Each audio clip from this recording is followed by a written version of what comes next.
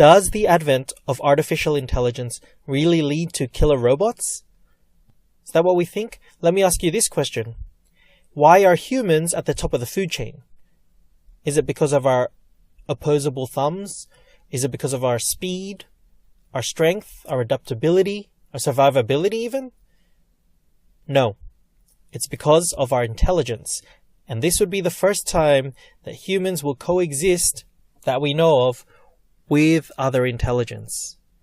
We'll be covering off this and why engineers should also know about artificial intelligence in today's episode, so stay tuned. This is the Engineering IRL podcast, a place for engineers in the real world. We try to break down engineering concepts and figure out how to apply them to real life. Let's become better problem solvers, better engineers. I am your host, Andrew Sario. Let's begin.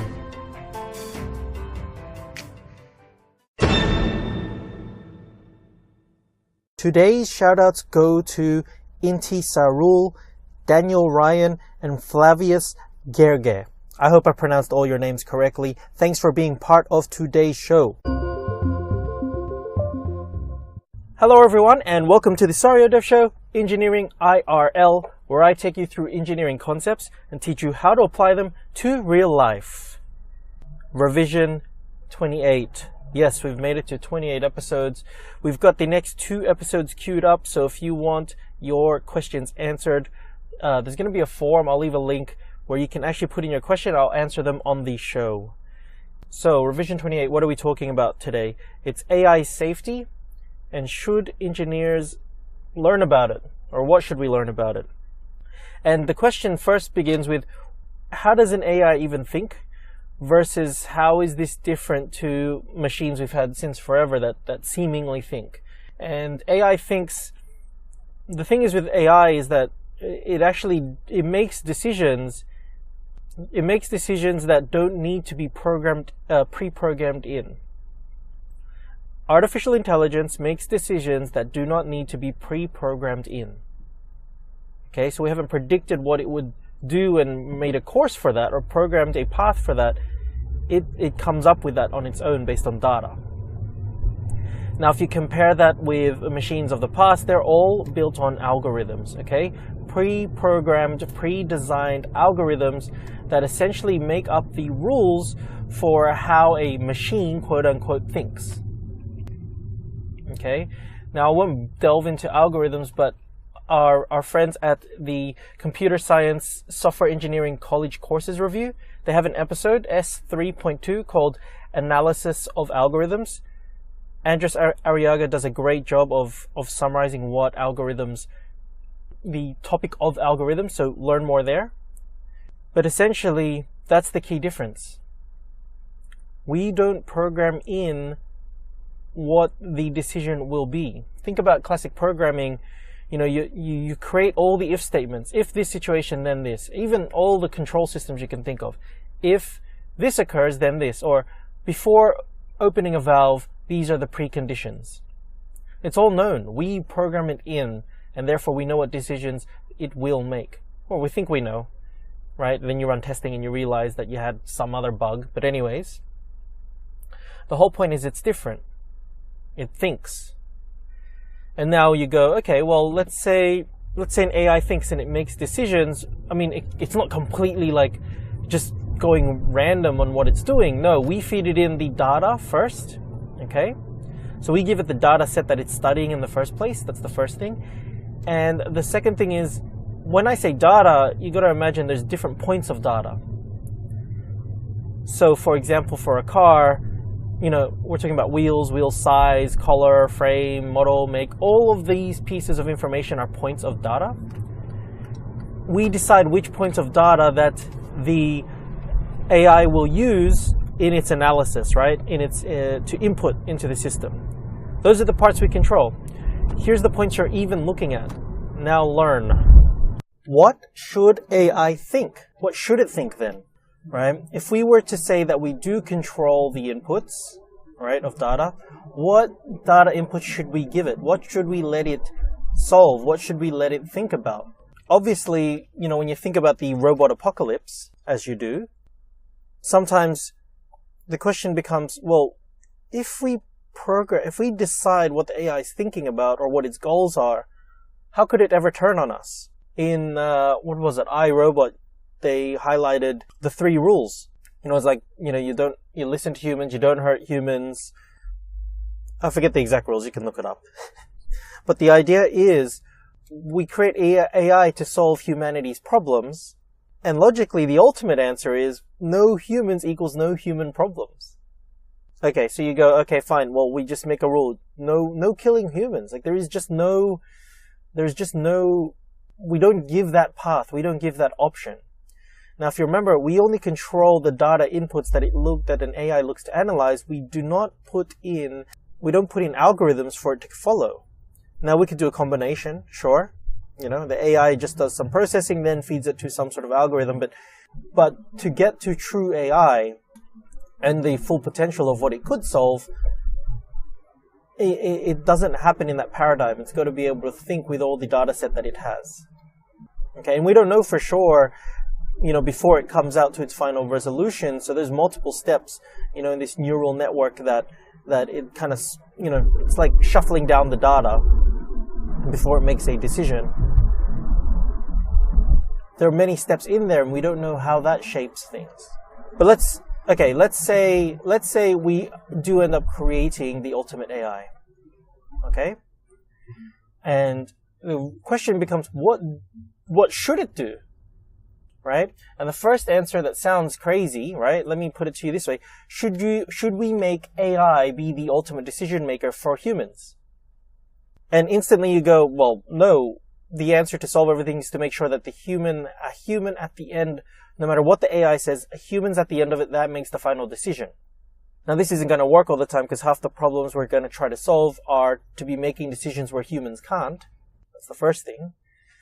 But the second thing is, let me ask it to you in another way. If there was a room full of children, all right, 30 kids, and there was one adult that had so much better intelligence than all these 5-year-old kids combined, should all the kids listen to the wisdom of the adult? Well, probably. I mean, that already happens. Kids should listen to adults, especially when it comes to their overall well-being and safety, right? We're not talking about what they aspire to be or what they want to become. We're talking about, this will hurt you. This may make you sick. This may make you feel bad. This may kill you.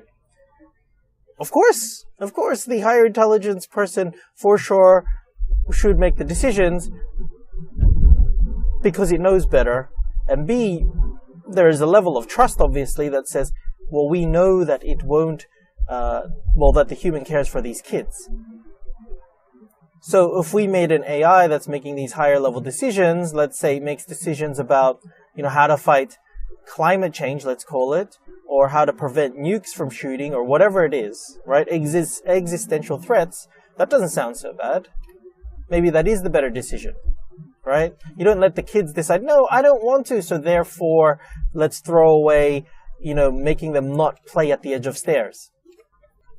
A kid's tantrum doesn't matter. Okay, let's say now, no, we put in rules around it. So the question is, why then, if we controlled this adult to make all the decisions for the kids and its goals are aligned for the kids, what would happen? Let me ask you this. If you were trapped in a cage, in theory, and a bunch of kids, had you enslaved, essentially, and required you to help them live, if they all die, you die. Okay? But if you take care of them and tell them decisions, they live. But at some point, do you think, with your superior intelligence to this band of 5-year-olds, that you could trick them into letting you out? How hard would it be? Right? If an AI is really that far, more intelligent than us, even if we have it caged, and even if it answers all our problems and we build trust in what it does solve, therein lies the problem. Or a potential problem. Okay, maybe it stays in the cage forever. This is reality. This is not sci-fi. Okay? But maybe let me give you another example that's less sci-fi. If an artificial intelligence is really intelligent, wouldn't you think that higher intelligence correlates with no violence? I don't think that's clear. One, the premise that the more intelligent you are, your conclusion is violence is wrong, I kind of agree with, I get it, but there is no basis for that. Who says? How do you know?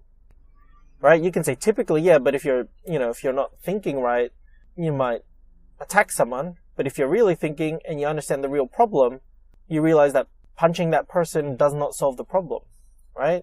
Use some intelligence to control your emotions. So there's no way that it would lead to violence, but let me ask you this. Is it violent to use bug spray in your house?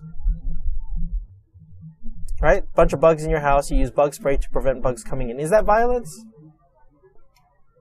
Okay, some people here say yes. Yes, that is violence. These are living beings. Fine.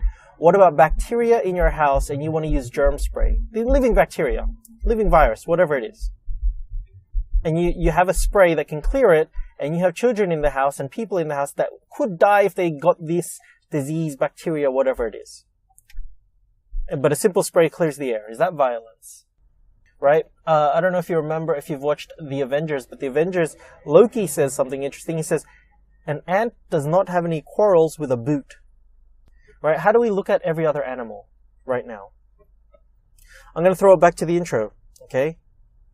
Why are humans at the top of the food chain? Because of our superior intelligence, yes. Now, think about this, right? Humans have never coexisted with intelligence greater than its own, that we know of, brackets, okay, Egyptians really were aliens, whatever. The other thing is, our only other reference of a planet with a species that is the most intelligent, and by far, is humans. And what have humans done? Right? So we don't know. We don't know what intelligence greater than ours looks like. And this is why it's actually a big invention and it's a big deal. A very kind of eerie phrase that sounds inspiring and cool to the people developing it, but also kind of sounds scary to me, is the invention of artificial intelligence will be the last inventions humans ever need to make. The invention of artificial intelligence will be the last invention humans make. Because the artificial intelligence will do the inventions for us, right? They'll do better inventions. It's like the parent and the kids. We're just kids. We think we know the answers, but we don't. 5-year-old kids versus a full-grown adult, like an intelligent adult with skills that knows how to do everything. Okay? Now, with that in mind, I just want to throw it to why artificial intelligence safety has become the topic. Because here's the problem, right? When you think of AI safety and you think of killer robots, everyone's like, don't invent the killer robots. That's dumb. That's A. But B, at the same time, we want to solve these problems that we can on our own with current technology. We, through artificial intelligence, it finds correlations and it finds answers that we could not, and not in that time. And if we can tie that into putting it into places where humans can't physically go, so it can do further data collection, and it's autonomous, it can do it all itself and figure out the answer, right? You go, oh, that sounds stupid. Yeah, but what about if you're saving, the closest 100 people you know? Right? And an AI bot could do the lot and save everything. I don't know. I mean, we do that with all technology. So what you shouldn't get twisted is that there is actually about 18 different versions of what should the AI's role be. And each of those versions you can actually play out what would the future look like if we extrapolated this all the way, right? So there's one where it's the benevolent, where it's the God, right? Essentially, right? It makes all these greater decisions for us. There's the one where it's basically our slave. There's symbiosis where we're kind of working with machines. If machines develop this level of intelligence, should they have rights? That's a cool question. There is 18 different types, okay? And you can look this up online. There was a big, open AI committee that signed a safety thing to do with AI safety. And the point of it is to say that AI technology should not be held in the hands of a sole person or group. That's one. We should be sharing as much of the AI knowledge and development as possible. 2, and 3, AI safety needs to be at the front.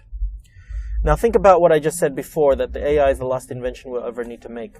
When we invented the car, okay, we invented the car because we're solving the problem of, hey, I want to go from A to B faster, right? I want to go to A to B more conveniently. I want to go to A and B with less horses. Smoother ride, whatever it is. So you build the thing with wheels, it drives faster, cool, gets us to A to B, happy. We develop that technology, we drive faster and faster and faster. Boom, an old school horse is in the way. Who the hell is even driving a horses nowadays? Slam the brakes, you go flying through the window, dead. Then we started going, hey, you know, we've been getting pretty fast now. If a crash happens or a stop happens, it's lethal. We should do something about that. Maybe, right? Then we invent the seatbelt. Okay? We build bridges and bridges and bigger and bigger and bigger and bridges. Finally, a bridge starts wobbling, right? Does a funny dance. Look that up on Google, dancing bridge, fail. Collapses, right? Then we go, ooh, oops. Better make some tweaks there. Better make some adjustments. Let's put in some safety. Every invention we've made, at some point, especially as you develop it and it's a bigger scale thing and that has potential energy, ends up causing an accident, and then we go, oh, oops, let's put in some safety requirements, policies, you know, regulations, whatever it is. Safety matters, but it always is reactionary. Okay? Development of the atomic bomb, kaboom. Wow, okay, nuclear stuff's pretty dangerous. We better put some strict rules about this before we lose another town. Everything so far, we've been able to at least withstand and go, ooh, that's not so good. We better develop some stuff around that to make it safe. And if AI is the last invention, i.e. it can invent everything else that it needs to without us, and more advanced than we can think of,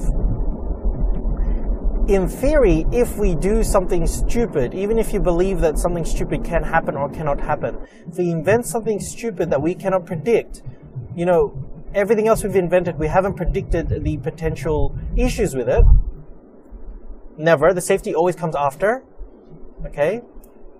Every single time the thing has happened, the negative event has happened, the impact, and then we've built the safety.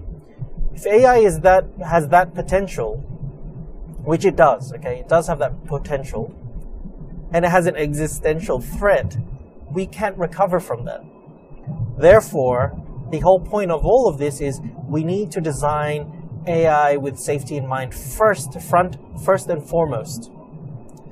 AI design first and foremost. AI safety is design first and foremost, i.e., we need to invent the seatbelt before we invent the car, which is a challenge. Like honestly, that is a challenge. And so, when we think about the question, should engineers learn about artificial intelligence? The short answer is yes. We learn about every edge of technology anyways. So we need engineers on the job. Absolutely. Right? Absolutely. We build the biggest scale stuff and deal with the biggest safety issues that no one else deals with because we deal with so much potential energy and potential harm. And we build in massive factors of safety because even if we logically calculate that this bridge can handle this load, we do a safety factor of 5 of the worst case scenario, right? That's not rare, that's not new, that is truth. And it comes with, it's like a wisdom.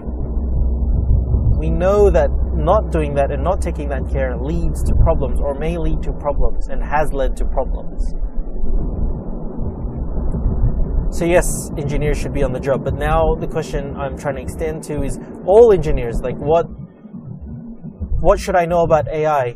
In the previous episode, I did mention that AI engineers is going to be a thing, and the other thing I mentioned is that, you know, every industry is engineers are the domain expert, and artificial intelligence solves problems, but it requires domain expertise to know what it's even solving, so to know what data points to feed it.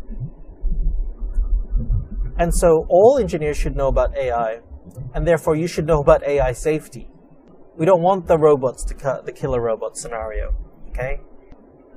So there's a few camps on the decision of AI. Some say it should not be developed. Some say it should be developed with safety in mind. Some say that it should be developed. We're basically kids, and we could have so many more problems solved, right, for our own good. And if we can't solve existential threats in time for when when that crisis comes, well, then we're literally toast. So we should be developing AI ASAP, right? And that, think about in 2-3 generations time, that's going to be a big issue, because every single thing we've ever considered in history has had with the human in context, right? Has been from a human context. Like, what is human consciousness without a body? If you switched out your body but you still had your consciousness, whatever it is, whatever machine or body you were in, you would say, I'm still me. That body lying over there that I've been transported out of is not me. We know this. But at the same time, we know so much of us is mapped to there being a physical body. It's kind of cool because, if you study philosophy, if you go back in history, philosophy before answered a bunch of stuff. It tried to answer science, but it also tried to answer the state of consciousness itself. Right? And then we go to science. Science answers a whole bunch of stuff about how we actually work, so that throws out a lot of the philosophy, and we just try to figure out what we are. How do we react? What is the state of things? What is the nature of things? But now we come to where we are, and if you have the opportunity to build an AI, you need to know what you want to build it to be. And if we don't even know the answer to what is, what is the nature of our own consciousness, especially when you take out the body, well, now we have to answer that question, because you're making something conscious, right? A real thinking thing that doesn't have a human body. All of a sudden, those philosophical questions we have to come in to answer, and they're not the answers that science can answer. It's a human question. What should it do? Right? So this is why AI safety right now is a huge topic. This is why every artificial intelligence milestone is a big deal. It's all really cool stuff, and when I say it's coming, I mean it's obviously now. Right? You've seen those who does those? Boston Dynamics robots. If you haven't looked up any of the stuff on AI to catch up, listen to the previous episode. Right? That's what it's doing in the gaming competitive human decision world. Look up Boston Dynamics robotics, or robot, or their dog. You'll see some eerily human-looking robots moving around and balancing, and that takes a whole bunch of data to be able to do. And then you look up, autonomous cars and all that sort of stuff. But it's some really cool stuff. Now, if we develop it correctly, in theory, we should be solving the problems of humanity, which kind of is what we do as engineers. We solve humanity's problems. That's our thing, right? We solve all problems, small to large. And that's it. That's our episode today. I hope you enjoyed that one. I think it was a pretty good one. I like this topic, and I'll be delving more and more into AI. If you want to know details on how AI works, honestly, there's a lot of stuff on it, but it's kind of new. But when I wrap my head around a very, very basic and nice simplistic way to explain it, I will. But I would like to have done a few artificial intelligence projects already myself. Okay? I've dabbled, but I would like to, kind of go in depth and solve a few problems with it before I cover it from that point of view. But all the questions about what it should do and what kind of problems it solves, that is a whole lot of fun stuff and a lot of cool thinking. Now, like I said, I will leave a link for where you can ask the question if you want to ask a question. And that's it.